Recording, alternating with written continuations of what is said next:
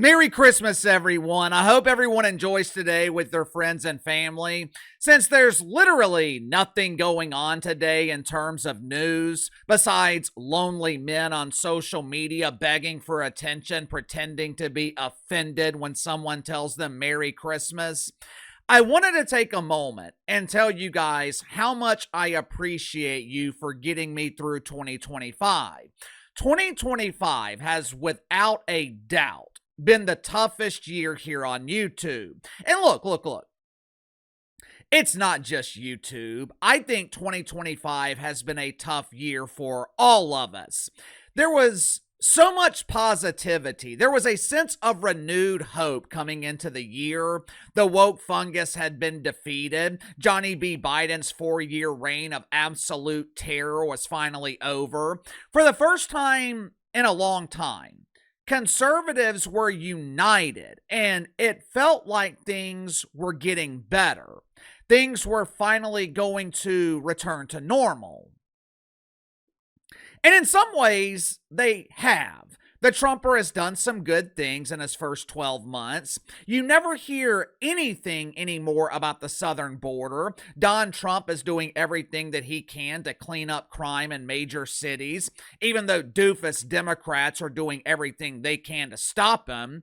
I hardly ever hear about censorship anymore, which was a very real problem under our former fearless leader.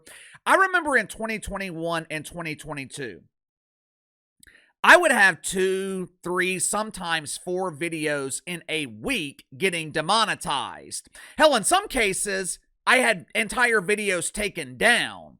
This year, I've had 2 videos demonetized in the entire year, and I probably could have fought those if I wanted to and got them remonetized, but by the time they were demonetized, by the time they weren't making money, the video had already been live for 3 or 4 days, so it had already made the money it was going to make. The point is, censorship no longer seems to be a problem. Recently, there seems to be a serious crackdown on political Islam. Hopefully, this is just the beginning.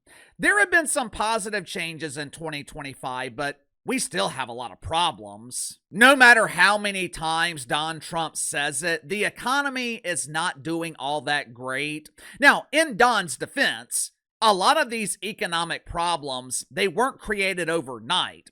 It's the result of decades and decades of incompetence or outright corruption. Housing is too expensive. Health insurance is a complete ripoff. Major banks have stepped in and taken over loan sharking from the mafia. The student loan scam has not been dealt with. Yesterday morning, I took my daughter out to brunch. She's going to be applying for college soon. By the time she graduates from high school, she will have already completed her first 2 years of college. So we only have to pay for her final 2 years.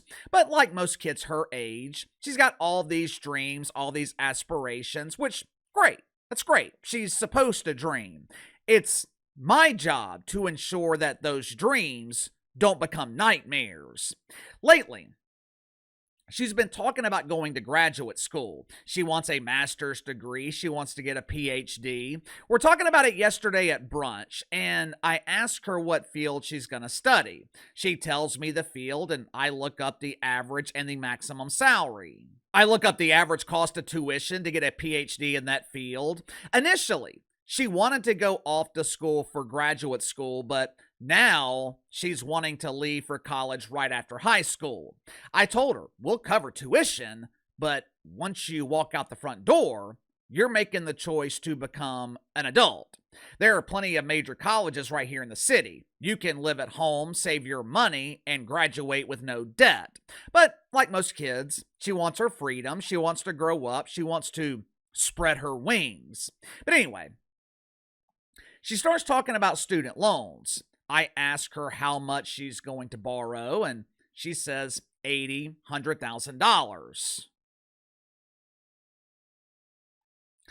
I look up the average and the maximum salary in the field that she wants to go into, which is between $60,000 and $100,000 a year.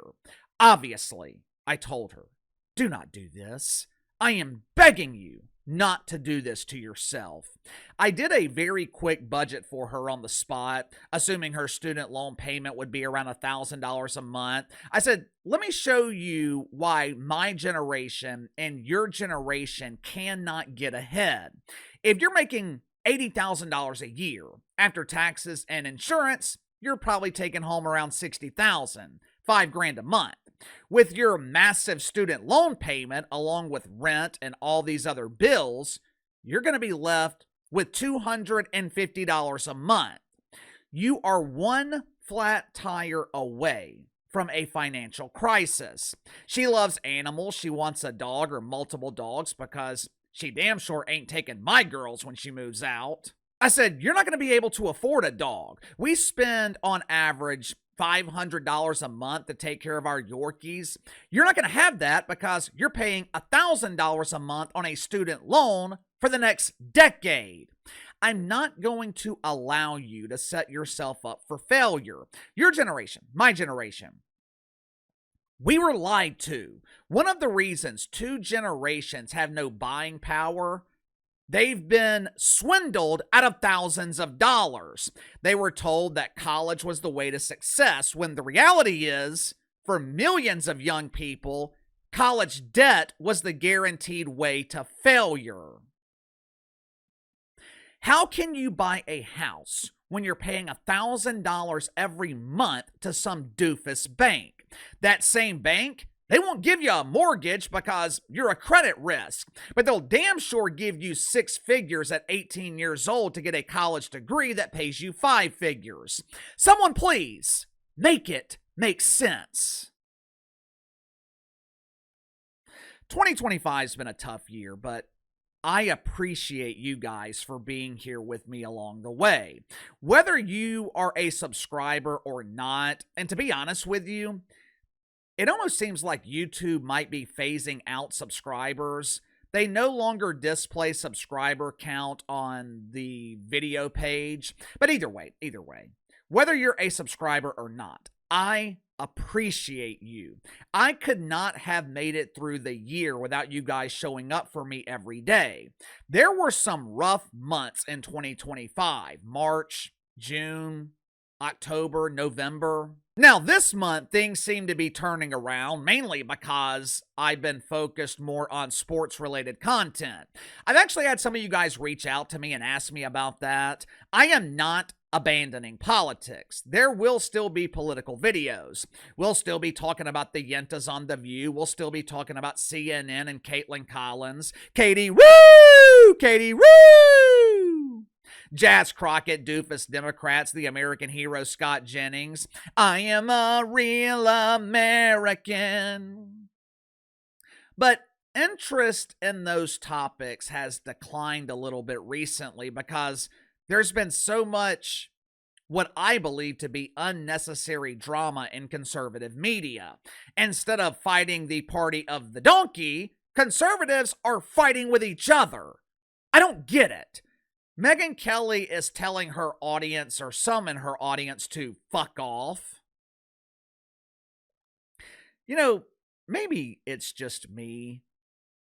Am I the only one that feels like this increased cursing from Megyn Kelly feels kind of forced? You know, some people, it's almost natural when they curse. The words just come out naturally during the flow of conversation. But with Megyn Kelly, it almost feels like she's cursing as a way to fit in or seem younger. I don't know. Maybe it's just me. Either way, there is this ongoing civil war in conservative media, and I just don't understand it. You can have disagreements. We don't have to agree on everything, but there's a huge difference between having disagreements and engaging in a civil war.